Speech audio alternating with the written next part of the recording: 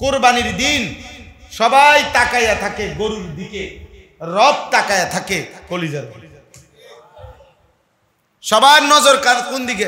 এই বেটা দরস টাকা তুই বেটা, আরে আরে কি তারে তুই রশিটা দরস না, আয় হাই রে, আরে তুই আইস তারে দিতে বান্দাস তারে, মানে একটা দফা দফি কিসের? তাহলে সবার নজর কোন দিকে? গরুর দিকে না। কেউ ঠ্যাঙ্গে ধরে, কেউ টান দিতেছে, একটা মানে তুফান করে লাইতেছে। সব নজর কোন দিকে? গরুর দিকে। রবের নজর কলিজার দিকে। ওয়ালাকিন ইয়ানালুহুত তাকওয়া মিনকুম, রব্বুল আলামিন বলে বান্দা আমি তাকওয়া চাই, আমি গোশত চাই না, তুমি নাও। ফাকুলু মিনহা, তুমি গোশত খাও। ওয়া আতইমুল বাইসাল ফাকির, অসহায় গরিব দুস্থকেও খাওয়াও। তোমরাই, আমার লাগবে না। আমি শুধু দিল চাই, আমি শুধু মহব্বত চাই, আমি শুধু গুনাহমুক্ত জীবন চাই। ইন্নামা ইয়াতাকাব্বালুল্লাহু মিনাল মুত্তাকিন। যেদিন প্রথম কোরবানি হয়েছে হাবিল কাবিলের, সেদিনই রব্বুল আলামিন জানিয়ে দিয়েছেন কিয়ামত পর্যন্ত সর্বযুগে আল্লাহ ইবাদত কবুল করবেন তার, গুনাহমুক্ত জীবন হবে যার। মুত্তাকিন মানে গুনাহমুক্ত জীবন, গুনাহমুক্ত জীবন। এজন্য বাপ, আমি আপনাদের কাছে অনুরোধ করি, বলা তো দরকার ছিল হজ্জের কথা, বলা তো দরকার ছিল কুরবানির কথা, কিন্তু একটা বিষয় শুধু বললাম, প্রসঙ্গটা লম্বা করলাম। অর্থ হইল, এক তো আমরা মুমিন, আমরা মুসলমান, অতএব প্রথম কথা আমি যেটা বলছি এতটুকুই মনে রাখবেন যে আমরা প্রত্যেকেই জিম্মাদার। আমার ডানে বামে, আমার আশেপাশে, আমার ঘর পরিবার, আমার স্ত্রী সন্তান, আমার পাড়া, আমার মহল্লা, প্রত্যেকেই সাধ্যমতো জবান দিয়ে একটু হোক, কম হোক, বেশি হোক, আল্লাহর দিকে ডাকা, একে অপরকে আল্লাহর কথা বলা, আখিরাতের কথা বলা, এটা উচিত, এটা উচিত, এটা আমাদের দায়িত্ব, এটা আমাদের জিম্মাদারি। এর জন্য প্রত্যেকেই বলার চেষ্টা করবেন, বলেন ইনশাআল্লাহ। দুই নাম্বার কথা হলো, জিন্দেগির সবচেয়ে বড় ডিউটি হলো নিজের এবং স্ত্রী সন্তানের ঈমান আমল, ঘর বাড়ি বিল্ডিং নয়। মূল দায়িত্ব কি? ওদের ঈমান আমল, ওদের নামাজ, ওদের বন্দেগী, এটা হলো আপনার প্রধান দায়িত্ব। লা তামুদ্দান্না আইনাইকা ইলা মা মাত্তা'না বিহি আজওয়াজাম মিনহুম যাহরাতাল হায়াতিদ দুনিয়া। আল্লাহ বলছে, হে বন্ধু, আপনি এই চাকচিক্যময় এই দুনিয়ার দিকে চোখ বড় করে তাকাবেন না, চোখ লম্বা করে তাকাবেন না। অর্থাৎ মানুষ যখন বড় বিল্ডিং, বড় দালান, দামি গাড়ি দেখে, তখন মানুষের চোখ লম্বা হয়। চোখ লম্বা হয় মানে আপনারাও বুঝবেন। মানুষ তখন বলে, বাপ রে বাপ, কিতারিরা করছে কি, বিল্ডিং নিয়ে। তখন মানুষের চোখ কি হয়?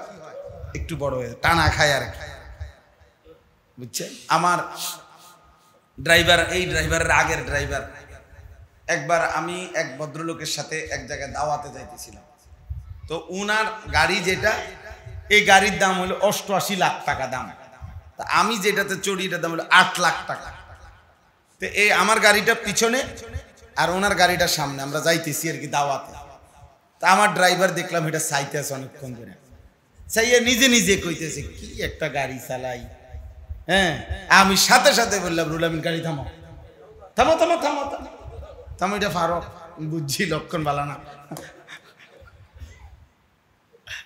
এই আল্লাহ তাআলা বলছে কি করো না, চাকচিক্যময় ওই দুনিয়ার দিকে চোখ বড় করে তাকায়। এটা ফুল, জাহরাতাল হায়াতিদ দুনিয়া। আল্লাহ বলছে এগুলো দুনিয়ার ফুল। ফুল যত সুন্দর হয়ে ফুটুক, ক্ষণিক পরেই বিবর্ণ হয়ে যায়, মলিন হয়ে যায়, ঠিক না? বলে ফুল, গোলাপ ফুল বলেন আর যেই ফুলে বলেন। তো আল্লাহ তাআলা বলছেন, অতএব ডিউটি কি? ডিউটি আল্লাহ বলছেন, ওয়া'মুর আহলাকা, এই দেখেন, ওয়া'মুর আহলাকা বিস-সালাহ, আপনি আপনার পরিবারের সদস্যদেরকে নামাজের আদেশ করুন, ওয়াসতাবির আলাইহা, এবং নিজেও নামাজের উপরে মজবুত থাকুন। লা নাসআলুকা রিজকা, খোদার কসম আল্লাহ কোরআনে বলছে, বান্দা তোমাদের রিজিকের জন্য আমি কারো সহযোগিতা চাই না, কারো সাহায্য লাগবে না।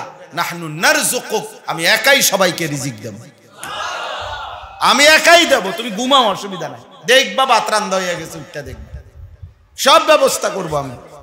আমি ইচ্ছা করে তোমাদেরকে কাজে লাগাইছি, কিন্তু এটা এই মানে না যে আমি রিজিক দিতে পারবো না তোমরা সহযোগিতা না করলে, এটা না। কোটি কোটি পঙ্গু, প্যারালাইজড, বৃদ্ধা, নারী, শিশু, অসহায়, জন্মান্ধ, তাদেরকে আমি খাওয়াই কেমন? কথা বুঝেন নাই? আমি আল্লাহ তাআলা আমার সৃষ্টির নিজাম হিসাবে তোমাদের কিছু লোককে কাজে লাগায় রাখছি, বিভিন্ন কর্ম করাইতেছি। এর মানে এই না যে তোমাদের সহযোগিতা ছাড়া আমি আল্লাহ রিজিক দিতে পারবো না, এটা না। আমি একাই রিজিক দিতে পারি। ওয়াফিস সামাই রিজকুকুম, কোরআন শরীফের আয়াত।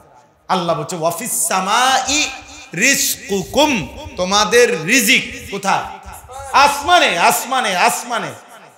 তোমাদের রিজিক আসমানে, আরশে আজিমের মালিকের কাছে, জমিনে না। খেতে রিজিক না, দোকানে না, বাজারে না, ব্যবসায় না, এগুলো আমি দেই, আমি দেই। আল্লাহ আমাদেরকে বুঝ দান করেন। অতএব আজকের এই ইসলাহি মজলিসে অন্য প্রসঙ্গ আর বললাম না, এটুকুই কথা। এক নাম্বার হলো একে অপরকে আল্লাহর দিকে ডাকবেন, আখিরাতের কথা মনে করাবেন। দুই নাম্বার হলো ঘর পরিবার, স্ত্রী সন্তানের ঈমান, আমল, নামাজ, সেজদা, বন্দেগী, এর দিকে নজর দিবেন। কেন ছেলেটা ফজরের নামাজ পড়ে না একটু চিন্তা করেন। কেন বিবি পর্দা করবে না? কেন মেয়েটা পর্দা করবে না? আপনি বলেন, যদি বলেন হুজুর যে একটা জিনিস আপনারাও বলেন যে সমস্ত সমাধান কোরআনের মধ্যে আছে, ইসলামের মধ্যে আছে, আছে কিনা বলেন। তো মনে করেন আপনার ছেলেটা নামাজ পড়ে না, কথা শুনে না, আপনার মেয়েটা পর্দা করে না, আপনার স্ত্রী পর্দা করে না, মনে করেন এটা একটা সমস্যা। যে হুজুর আমি 100 বার বলছি, 1000 বার বলছি, 1 লক্ষ বার বলছি, কিন্তু সে শুনেই না, মানেই না। এখন 1 লক্ষ বার বলার পরেও শুনে না, মনে করেন এটা একটা সমস্যা। আপনি একটা সমস্যায় পড়ছেন। কারণ ইসলামের মধ্যে যদি এই অবস্থার সমাধান না থাকে তাহলে ইসলাম পূর্ণ হলো কেন? কথা বোঝেন নাই? 1 লক্ষ বার বলার ফরজে আটকাইয়া গেলে কি করতে হবে, এর পরবর্তী পদক্ষেপ কি? ইসলামে এমন কিছু নাই তো সেইটা প্রয়োগ করবে, এটা জিজ্ঞাসা করে, এটা একজন আলেম থেকে জানতে চান। আপনি কেমনি সিদ্ধান্ত নিয়ে নিলেন যে আর কোনো সমাধান নাই? বুঝেন না কথাটা? আমার স্ত্রীকে পর্দানশীল বানাবার আর কোনো সুরত নাই, এটা বুঝলেন কেমনে? আমার এই ছেলেটাকে নামাজি বানানোর আর কোনো সুরত নাই, এটা আপনি বুঝলেন কেমনে? বড় অতএব ইসলাম শেষ সেকেন্ডের সমাধানও ইসলামের মধ্যে কি আছে? আল্লাহ আমাদেরকে বুঝার তৌফিক দান করে। কুনতুম খায়রা উম্মাতিন উখরিজাত লিন-নাস তা'মুরুনা বিল মা'রুফ ওয়া তানহাউনা আনিল মুনকার। তো এটা আমাদের সবার ব্যাপারে আল্লাহ বলছে, আখিরি নবীর ঈমানদার উম্মত তোমরা সকলেই শ্রেষ্ঠ উম্মত, তোমাদের সকলকেই মানবতার কল্যাণে, মানুষের কল্যাণেই এই পৃথিবীতে বের করা হয়েছে, পাঠানো হয়েছে। আর মানবতার সবচেয়ে বড় কল্যাণ হলো তাকে নেক কাজের আদেশ করা, গুনার কাছ থেকে ফিরিয়ে রাখার চেষ্টা করা। মানুষের সবচেয়ে বড় কল্যাণ। হাজারো ঘর, বাড়ি, বিল্ডিং, হাজারো ত্রাণ সেবা, এটা ভালো কাজ, কিন্তু তার চাইতে 1 কোটি গুণ বেশি কল্যাণ হলো মানুষের জিন্দেগি বদলায় দাও। কোন মানুষকে আল্লাহ তাআলা পথ দেখায় দাও, আখিরাতের সন্ধান দাও। কোন মানুষকে আল্লাহ তাআলার সাথে জুড়ে দাও, জুড়ে দাও। লাল্লাহু আশাদ্দু ফারাহান বিতাওবাতি আবদিহি। হাদিসে আছে আল্লাহর নবী সাল্লাল্লাহু আলাইহি ওয়াসাল্লাম বলেন, আল্লাহ তাআলা সবচেয়ে বেশি খুশি হয় বান্দা যখন তওবা করে আল্লাহর দিকে ফিরে আসে। আশাদ্দু ফারাহান, সবচেয়ে খুশি। এর চাইতে সবচেয়ে বোঝানোর জন্য আরবি ভাষায় এর চেয়ে বড় শব্দ নাই। আশাদ্দু ফারাহান, সবচেয়ে বেশি খুশি হয় বান্দা যখন তওবা করে আল্লাহর দিকে ফিরে আসে। এখন যেই বান্দা আল্লাহর দিকে ফিরে আসলো তার প্রতি যদি আল্লাহ তাআলা সবচেয়ে বেশি খুশি হয়, তাহলে যে তাকে ফিরাইবার মাধ্যম হলো। আমাদের মাইকিং করতে বলে যে অমুকে হারায় গেছে, সন্ধানদাতাকে উপযুক্ত পুরস্কার দেওয়া হবে। আপনি আমার ছেলেটাকে খুঁজে দিছেন, আপনি আমার নাতি ভাতিজাকে খুঁজে দিছেন, তো যে বান্দা আল্লাহ থেকে হারিয়ে গেছিল, সরে গেছিল, সে যখন তওবা করে আল্লাহর দিকে ফিরে আসে, তো তার প্রতি যদি আল্লাহ তাআলা এতটা খুশি হয়, তো যে তাকে ফেরায় দিল, আল্লাহর পথ দেখায় দিল, তার প্রতি কি আল্লাহ তাআলা ভীষণ খুশি হবে না? এই জন্য প্রত্যেকে এই কথাটা মনে রাখবে। প্রথম কথা এটা, আমি কি বক্তা নি বা হুজুর, আমরা কি হুজুর নি, আমরা কি ওয়াইজ নি না? আমাদের তো বক্তায় বলবে 1 ঘন্টা, আপনি বলবেন 1 মিনিট। আপনার কি 1 ঘন্টা বলতে বলছি? আপনি 1 মিনিটে বলবেন, আপনি 10 সেকেন্ড বলবেন, একবারই বলবেন যে ভাই চলো নামাজ পড়ি, ভাইয়া এটা গুনাহ, এটা করো না। বলে আমি সবাই বলতে পারেন, আপনারা সবাই তো বলতে পারেন, আপনার সাধ্যের ভিতরে বলবেন। যাকে বলার দ্বারা আপনার এতটুকু সক্ষম, একেবারে প্রত্যেকটা মানুষের কাউকে না কাউকে কিছুটা বলার সক্ষমতা আছে, সক্ষমতা আছে। এ তো আমার ভাতিজা, আমি কি এরও কইতে পারতাম না? সে আমার নাতি, তো আমি কি এরও বলতে পারতাম না?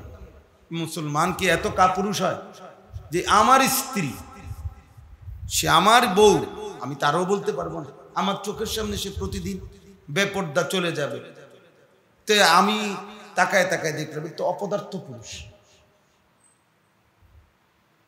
এ তো অপদার্থ মানুষ, বেগায়রত, আত্মমর্যাদাহীন মানুষ। এজন্য এটা সবসময় মনে রাখবে, যার স্ত্রী বেপর্দা, যার মেয়ে বেপর্দা, ওই পুরুষ বেগায়রত, মানে আত্মসম্মান যেটাকে বলে, ওটা ওর মধ্যে নাই। একদম সাফ কথা। উনি হলে এক ধরনের আত্মসম্মানহীন মানুষ, আত্মমর্যাদা নাই, নিজস্ব কোনো প্রেস্টিজ তার নাই, নিজস্ব কোনো সম্মান বোধ তার মধ্যে নাই, বেগায়রত। এটা হাদিসের কথা। এই জন্য আল্লাহ নবী সাল্লাল্লাহু আলাইহি সাল্লাম বলেছেন, ওই পুরুষের জন্য জান্নাত হারাম যে তার পরিবারের স্ত্রী কন্যা সন্তানদের অসভ্যতা অশ্লীলতা মেনে নিচ্ছে। হাদিস মেনে নিচ্ছে। হ্যাঁ হ্যাঁ, এই পুরুষকেই বলে দাইয়ুস। আমাদের সমাজে দাইয়ুস বললে অনেকে মহিলারে মনে করে, দাইয়ুস মহিলা না, পুরুষ। দাইয়ুস মানে কি? মহিলা না, মহিলা না, পুরুষ। পুরুষ দাইয়ুস পুরুষকে বলে, আল্লাযী ইউকিররু আহলাহু আল খুবুস। নবীজি সাল্লাল্লাহু আলাইহি ওয়াসাল্লাম বলে, যে তার পরিবারের জন্য অসভ্যতা অশ্লীলতা বেহায়াপনাকে মেনে নিচ্ছে, ওই পুরুষকে বলে দাইয়ুস। তার জন্য জান্নাত হারাম। নবীজি বলেন 3 ব্যক্তির জন্য জান্নাত হারাম। এর মধ্যে এক ব্যক্তি হলো এই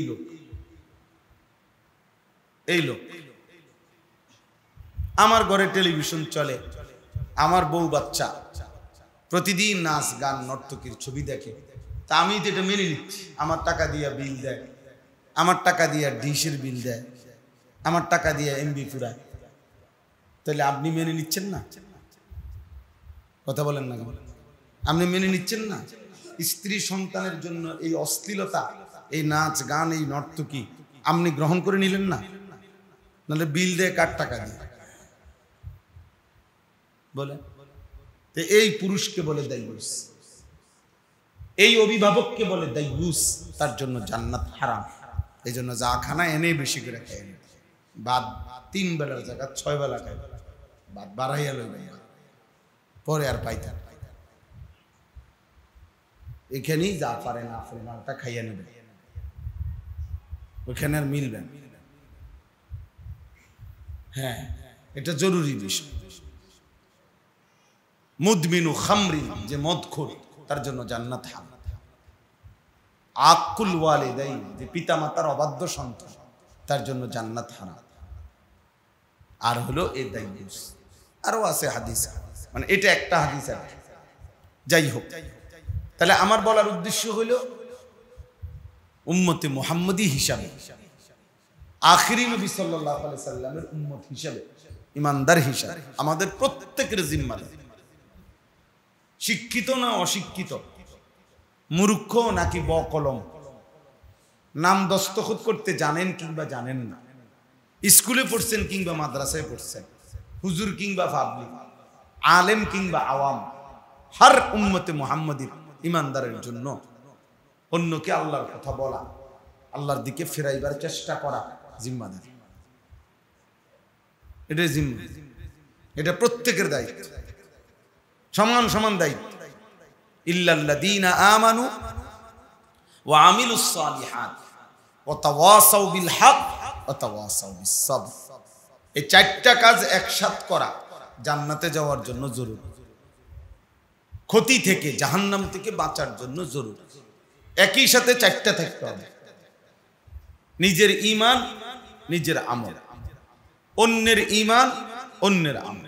অর্থাৎ আমি নিজেও ঈমানের উপরে থাকবো, অন্যকেও ঈমানের দাওয়াত দেব, আমি নিজেও আমলের উপরে থাকবো, অন্যকেও আমলের দাওয়াত দেব।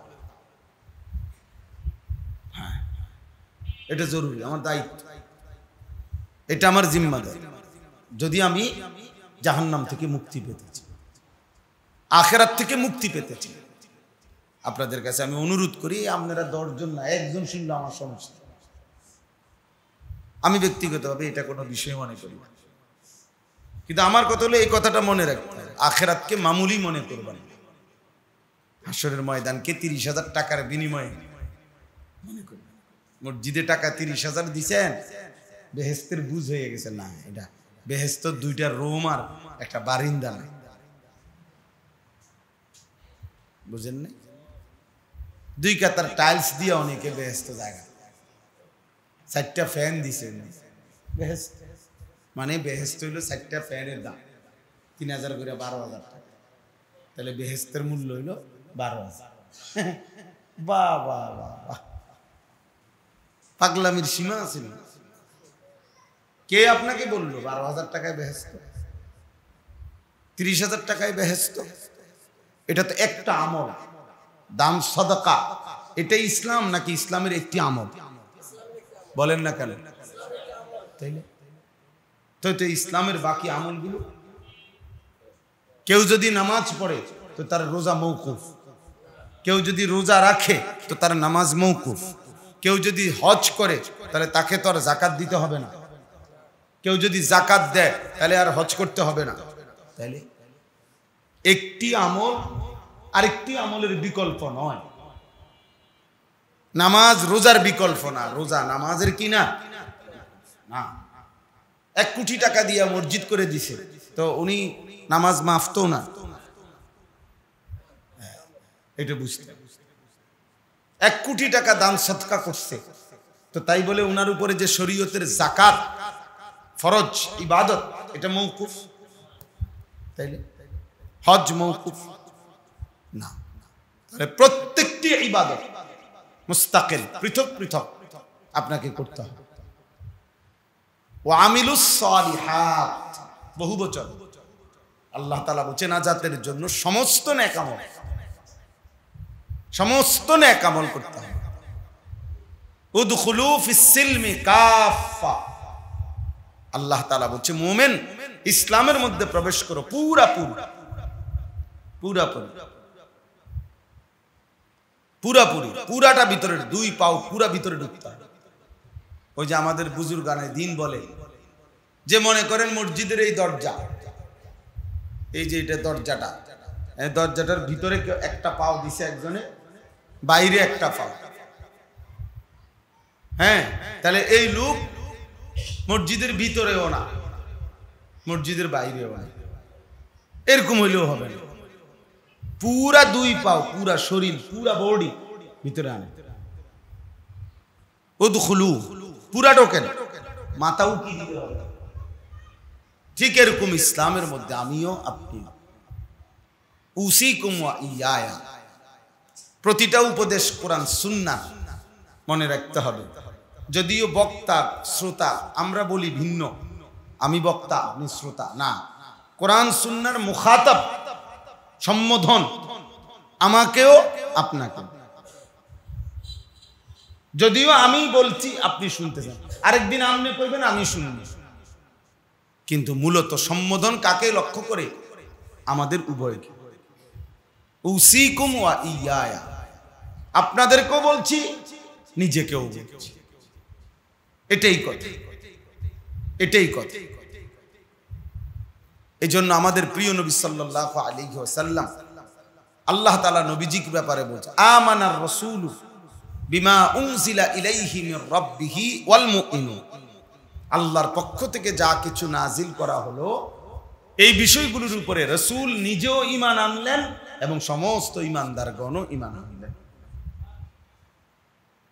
নবীজিকে আল্লাহ তাআলা বলছে ফাস্তাকিম কামা উমিরতা, যে বিষয়গুলো আপনাকে আমি আল্লাহ আদেশ করেছি তার মধ্যে এক নম্বরে আপনি নিজেই মজবুতির সাথে টিকে থাকুন, টিকে থাকুন।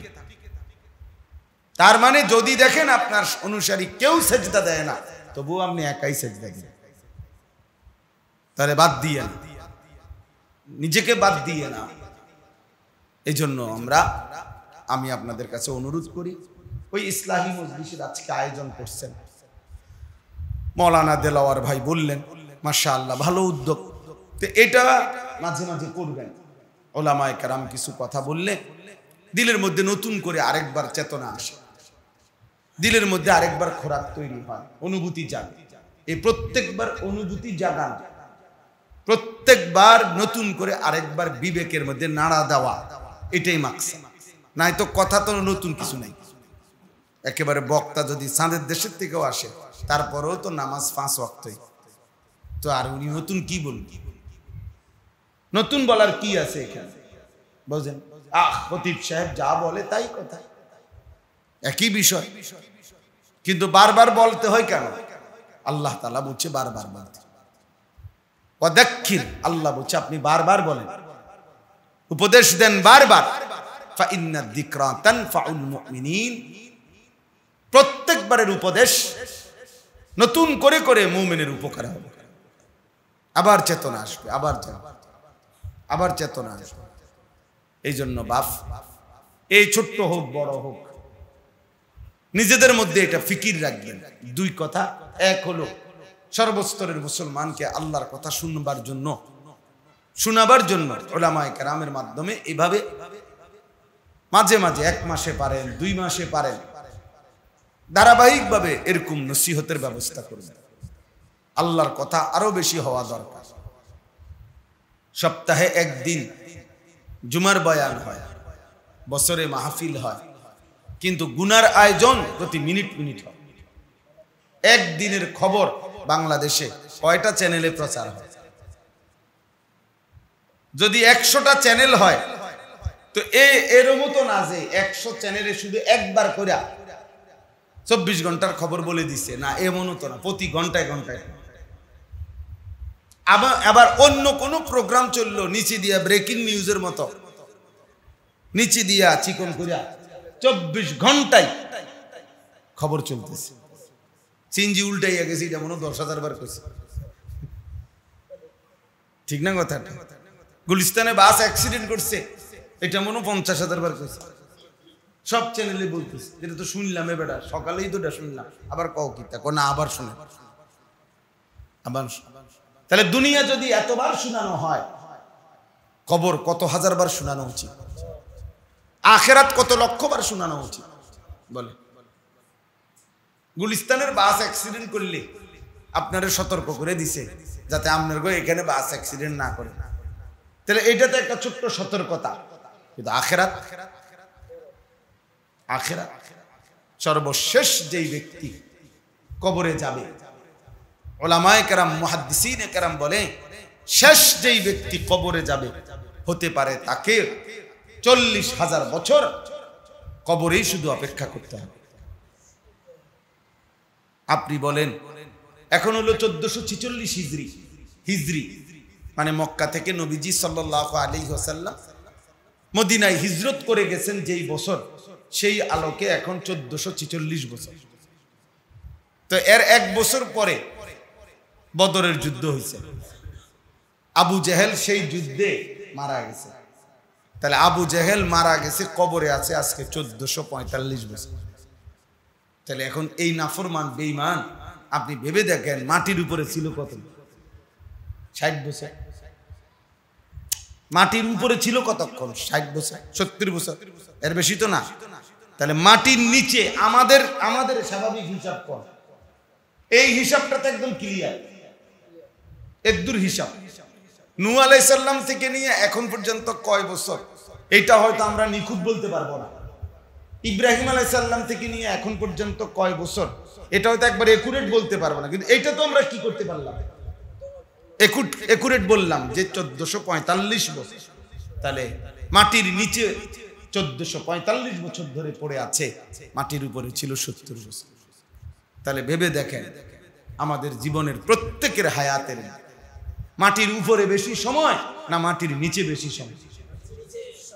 তাইলে এই তো হলো, এদেরকে বললাম। এর আগের ওয়ালারা, নমরুদ আজকে কতদিন, ফেরাউন আজকে কতদিন, নূহ আলাইহিস সালামের কওম, ওই অবাধ্য জাতি যাদেরকে আল্লাহ তাআলা তুফান দিয়ে পানি দিয়ে ডুবাই লাইছে, তারা আজকে কত হাজার বছর কবরে।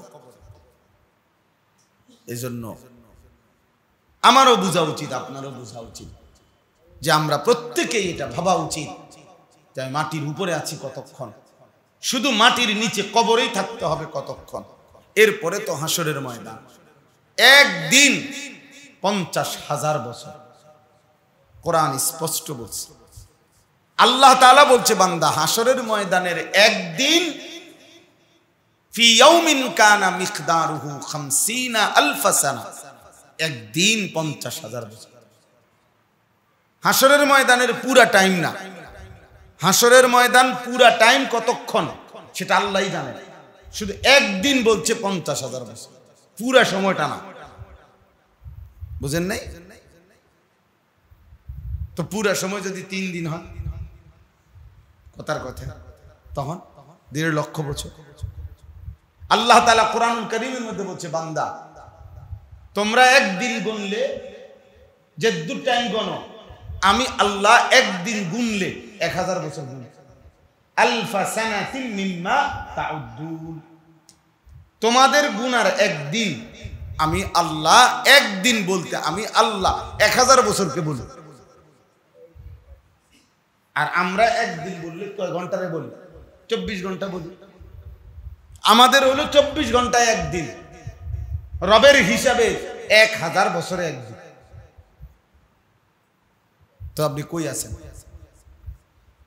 এজন্য ইনসাফ করে, ইনসাফ করে।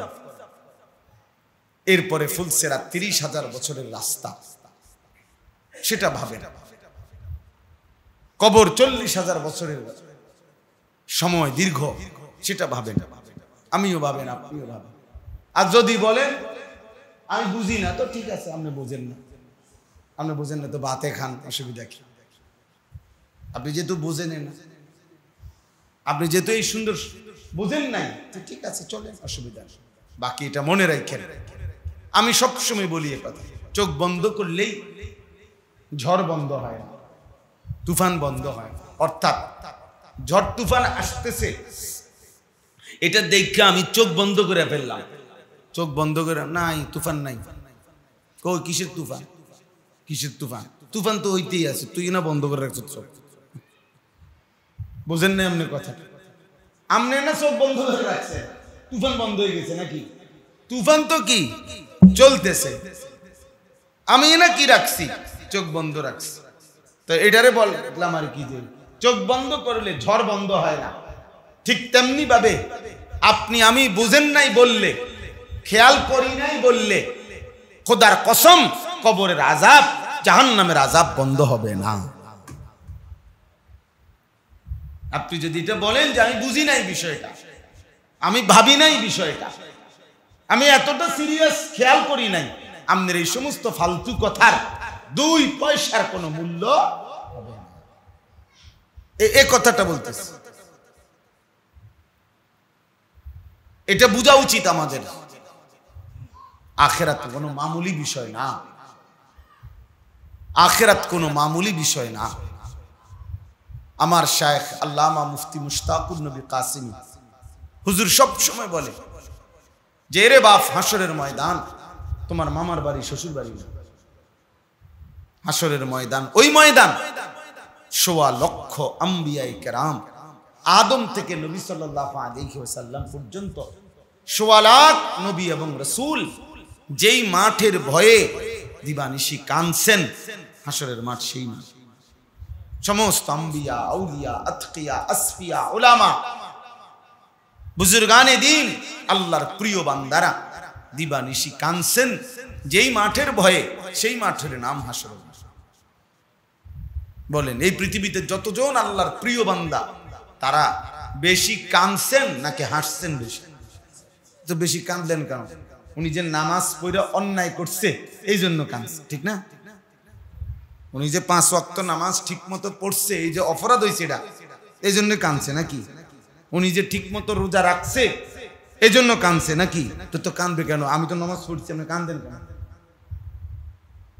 তারপরে ওনারা বুঝাইছেন এই ধারাবাহিক নিয়ম মাফিক আল্লাহর সবগুলো হুকুম পালন করার পরেও ওয়া কুলুবুহুম ওয়াজিলাতুন আন্নাহুম ইলা রাব্বিহিম রাজিউন, তাদের অন্তর সর্বদাই আল্লাহর ভয়ে কাঁপতে থাকছে যে এই সবগুলো আমল অনন্তকালের ওই আখিরাতের বিচারের দিনের জন্য মোটেই যথেষ্ট না, যদি না আল্লাহর দয়া না, যদি আল্লাহর রহম না হয়। লান ইয়াদখুলা আহাদুকুমুল জান্নাতা বিআমালি ইল্লা বিরাহমাতিন মিন।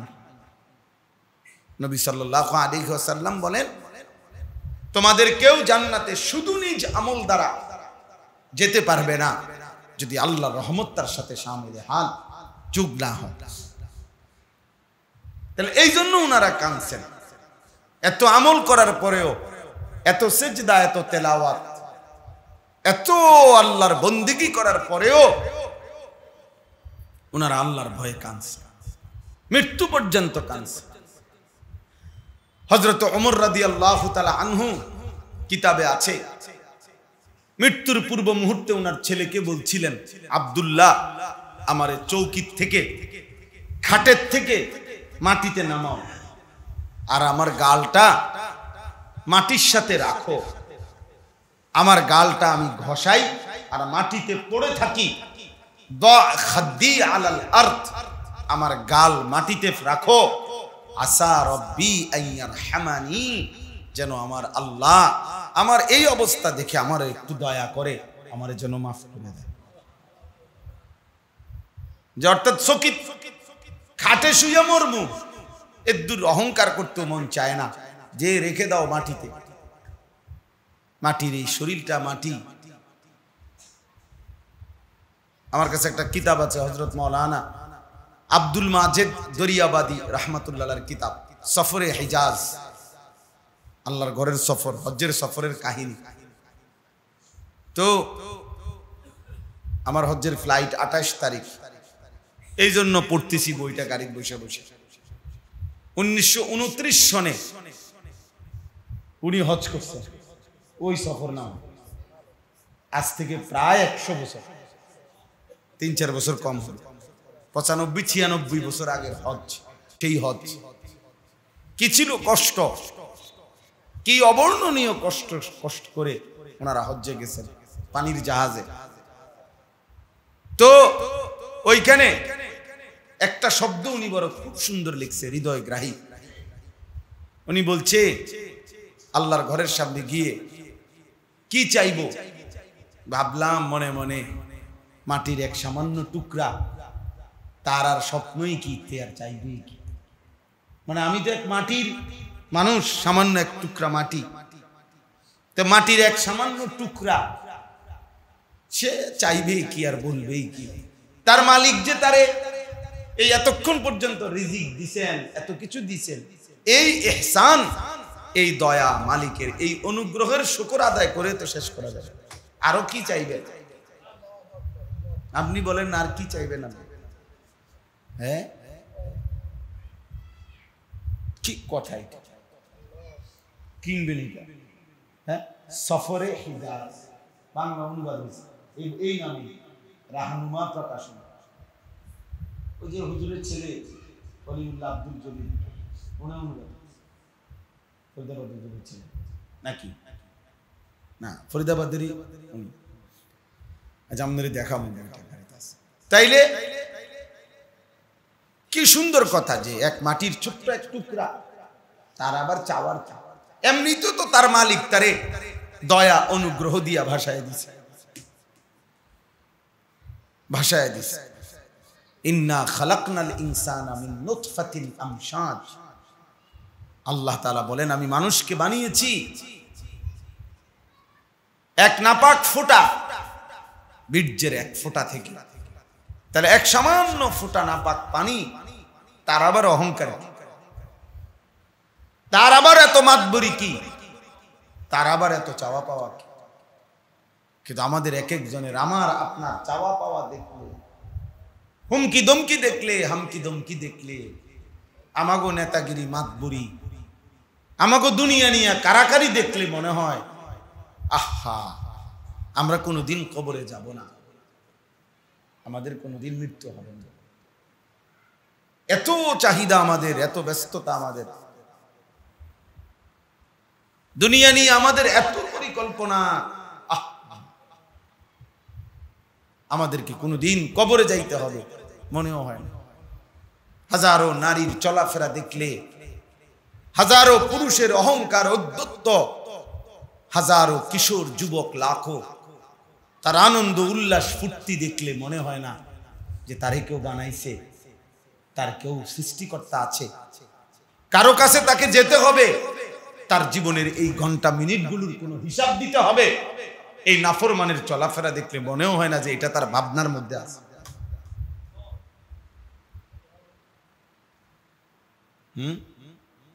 সূরা ইয়াসিনের মধ্যে আছে,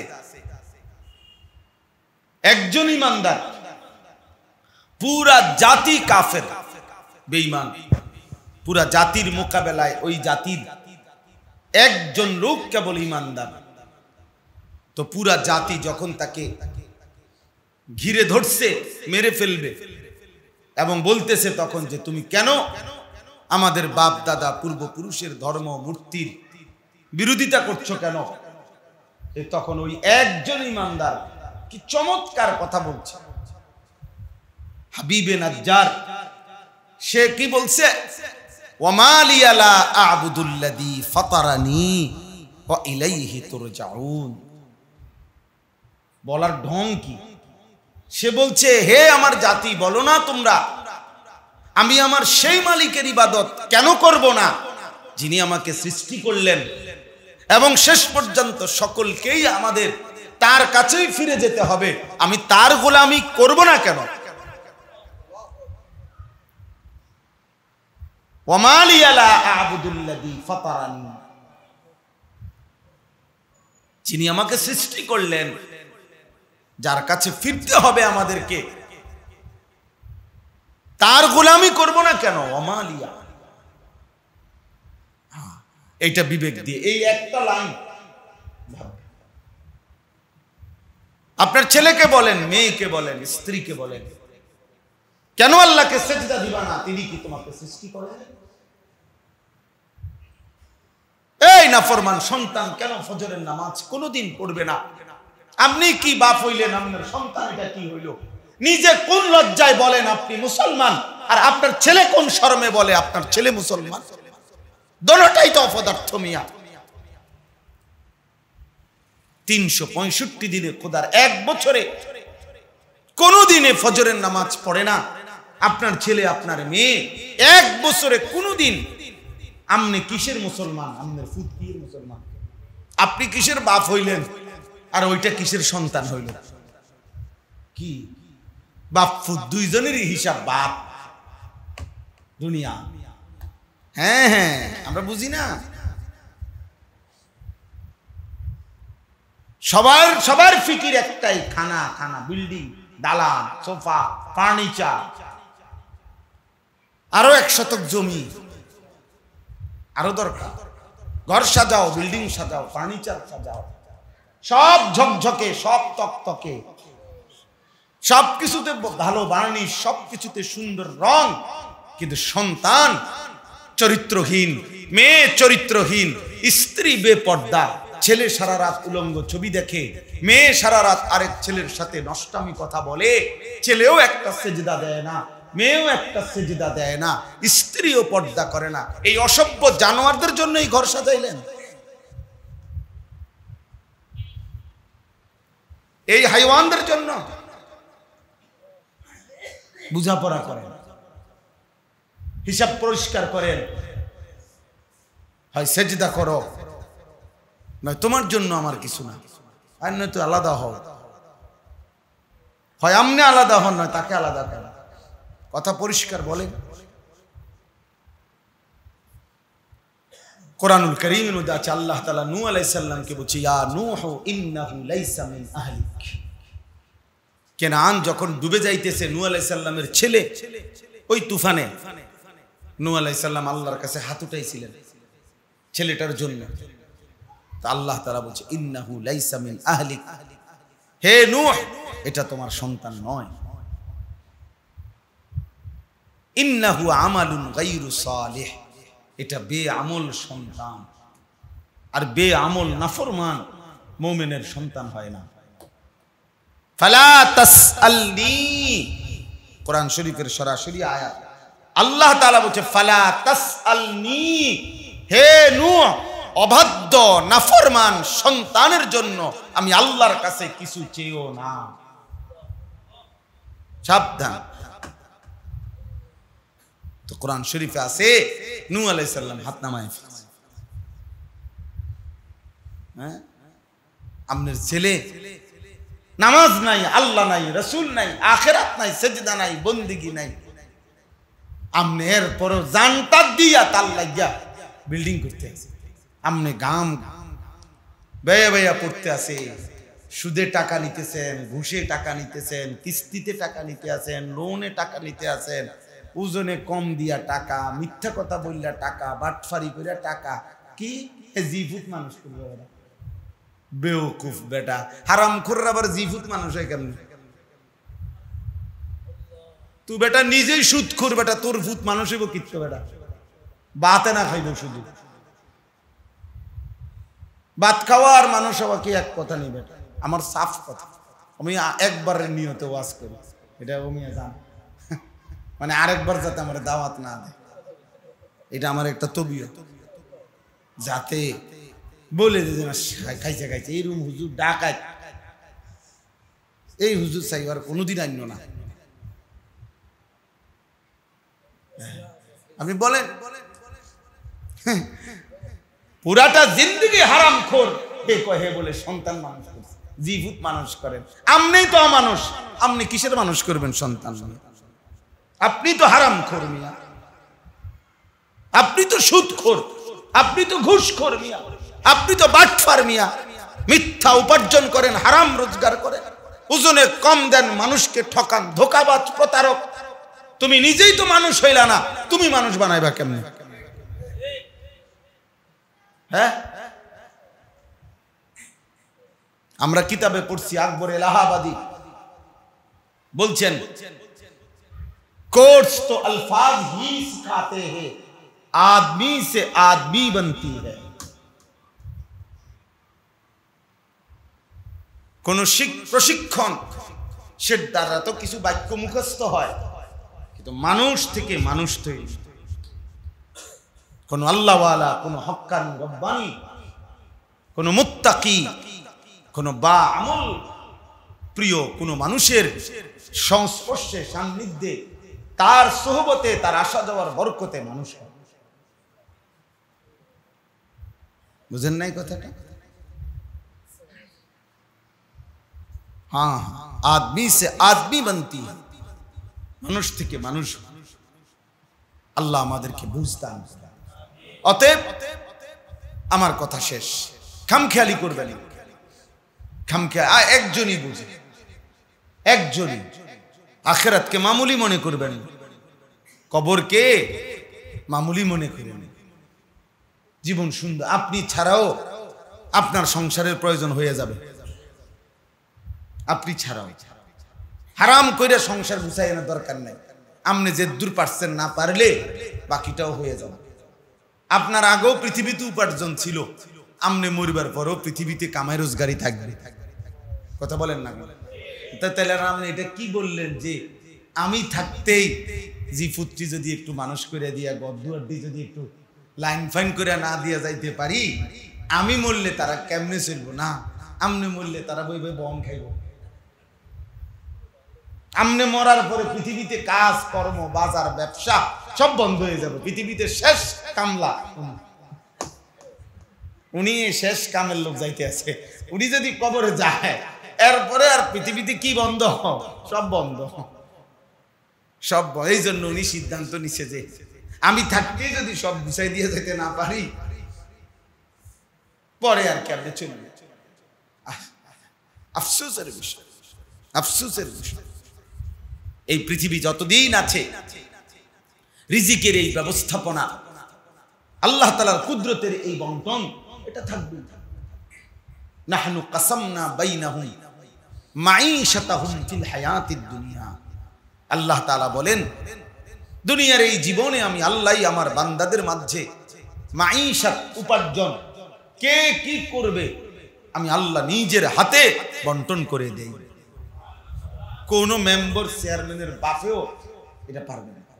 একজন চেয়ারম্যানের যদি দায়িত্ব দেওয়া হয়, আপনি 2000 মানুষের ভোটে নির্বাচিত চেয়ারম্যান, আমাদের গ্রামে বা আমাদের এলাকায় মোট 30 আইটেমের কাজ, মনে করেন কিছু লোক দিবেন যারা জুতা ছিলাবে, কিছু লোক দিবেন যারা গাড়ি চালাবে, কিছু লোক দিবেন যারা আপনার দোকানদারি করবে, কিছু লোক দিবেন যারা পড়ালেখা করবে, কিছু লোক দিবেন যারা অফিস করবে, কিছু লোক দিবেন যারা বাথরুম সাফ করবে। আপনি এই 2000-এর মধ্যে আপনি যেহেতু সবার ভোটে নির্বাচিত চেয়ারম্যান, আপনি এগুলো লিখা দেন কে কোনটা করবে। দেউক না চেয়ারম্যানে, কথা বলেন না কেন? যার নামে লিখবে যে বিসমিল্লাহ করে আছে, আপনি জুতা ছিলাইবে, তে তার জুতাটা লইয়ে রাখবো, জুতাটা নিয়ে আমারে পাইছো, আর ভালো কিছু পাইছো না, বলবে কিনা? বলেন না কেন? অর্থাৎ এটা কারো সম্ভব যে বন্টন করে দাও? এই জন্য আল্লাহ তাআলা বলে, আমি আমার বান্দার দিলে প্রত্যেকের জন্য এক একটা কর্মের দিকে আমি আল্লাহ তাআলাই তাকে ঝুঁকায়া দেই। ফলে আরেকজনের কাছে মনে হয় এটা এত ভারী কাজ, ওর জন্য এটা সহজ, এর জন্য এটা খুব ভারী কাজ মনে হয়, কিন্তু আরেকজনের জন্য এটা সহজ। কারণ এটা কি? কুদরতি বন্টন, আল্লাহর বন্টন। নাইলে পারবে না কেউ, নাইলে পারবে না কেউ। নাইলে সিমেন্টের ফ্যাক্টরিতে কেউ কাজ করবে না, রডের ফ্যাক্টরিতে যে কেউ কাজ করবে না। আগুনের গোলা, জাহান্নামের মনে হয় যেন গোলা এটার ভিতরে।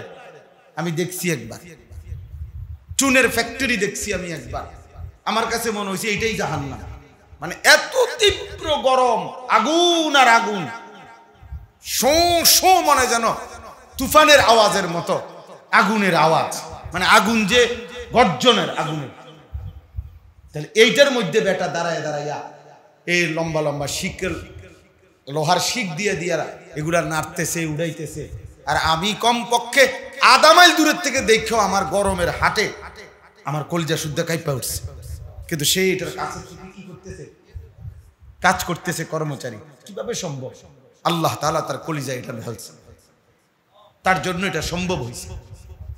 আরেকজনের জন্য এটা কি না সম্ভব না। এই জন্য আমার বাপ ভাবতে শিখি আমরা, চলেন এই আমরা এই কয়েকজন মানুষ ভাবি, আমাদের জীবন শুধু উপার্জনের জন্য না, আমাদের জীবন শুধু রোজগারের জন্য না, আমাদের জীবন আখিরাতের জন্য।